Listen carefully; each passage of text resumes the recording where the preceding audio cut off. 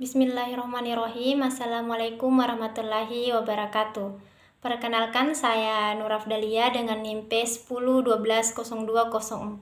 Saya mahasiswa Universitas Tadulako, Fakultas Kesehatan Masyarakat, Program Studi Kesehatan Masyarakat. Baik, di sini saya akan menjelaskan tentang cara pengelolaan sampah. Sampah dapat dikategorikan menjadi 3 jenis. Yang pertama itu sampah organik. Di mana sampah ini dapat dikategorikan bisa membusuk atau terurai dengan sendirinya. Kemudian sampah jenis ini terdiri dari bahan basah yang tidak tahan lama dan cepat membusuk. Biasanya sampah organik berasal dari sisa makanan, daun kering ataupun sayuran, kotoran hewan, dan masih banyak lainnya. Sampah organik dikatakan sebagai sampah ramah lingkungan dan dapat bermanfaat untuk bahan pembuatan pupuk tanaman seperti pupuk kompos dan pupuk kandang. Sementara sampah anorganik diartikan sebagai bahan tidak terpakai yang sukar membusuk, misalnya botol kaca, plastik kemasan, kaleng bekas, besi berkarat, dan lain sebagainya. Apabila tertimbun di tanah dalam waktu yang lama, maka berpotensi menyebabkan kerusakan unsur-unsur tanah.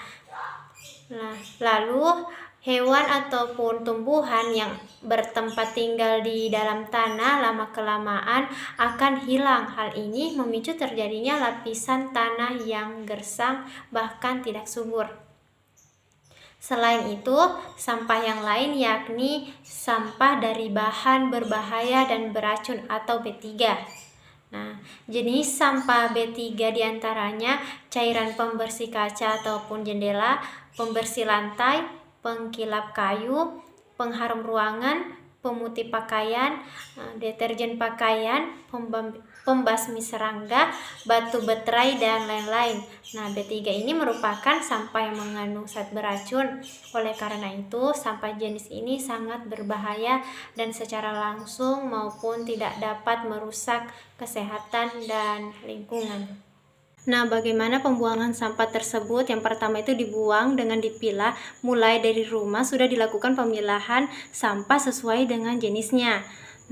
Sampah anorganik dapat disalurkan ke pemulung atau bank sampah untuk didaur ulang. Bagaimana cara pembuangan sampah tersebut? Yang pertama itu dibuang dengan dipilah. Mulai dari rumah sudah dilakukan pemilahan sampah sesuai dengan jenisnya. Untuk sampah anorganik dapat disalurkan ke pemulung atau bank sampah untuk didaur ulang. Sedangkan sampah organik dapat diolah menjadi kompos di rumah. Kemudian sampah yang mengandung bahan B3 dapat disalurkan ke Dinas Lingkungan Hidup. Kedua, dibuang tanpa dipilah. Dari rumah memang tidak dilakukan pemilahan sampah. Semua jenis sampah dijadikan satu, dibuang di tempat sampah. Selanjutnya, dibuang oleh petugas kebersihan dengan gerobak ke tempat TPS atau tempat pembuangan sampah. Lalu dibawa oleh truk pengangkut sampah, yaitu TPSD, tempat pembuangan sampah terpadu. Yang ketiga ada dibuang sembarangan. Hal ini sangat tidak baik. Contohnya dibuang ke sungai. Membuang ke sungai dapat mengotori sungai dan menghambat aliran sungai. Sungai yang kotor dapat mencemari lingkungan dan aliran sungai yang terhambat dapat menyebabkan banjir jika musim hujan tiba.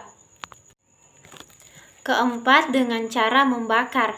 Namun dengan cara ini sangat tidak efisien karena asap hasil pembakaran sampah mengandung bahan-bahan kimia dan berbahaya yang dapat mengakibatkan polusi udara. Asap dari membakar sampah jenis apapun itu, baik plastik, kayu, kertas, daun, maupun kaca, dapat melepaskan banyak polutan beracun yakni karbon monoksida, formaldehida, arsenik, dioksin, furan. Terus membakar sampah telah dilarang dalam Undang-Undang Persampahan Nomor 18 Tahun 2008. cara pengelolaan sampah dengan 3 cara, yaitu mencegah, pilah, dan diolah. Yang pertama, mencegah.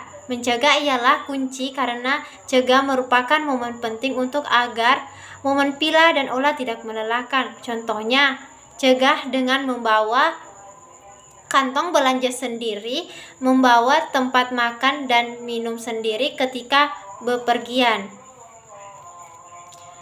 Kedua, pilah. Pilah adalah memilih sampah sesuai dengan jenisnya. Kategori sampah inilah dapat dilakukan di rumah dengan memilih sampah sesuai jenisnya. Pemilahan sampah akan memudahkan pengolahan sampah dan membantu pekerjaan petugas kebersihan. Yang ketiga, olah.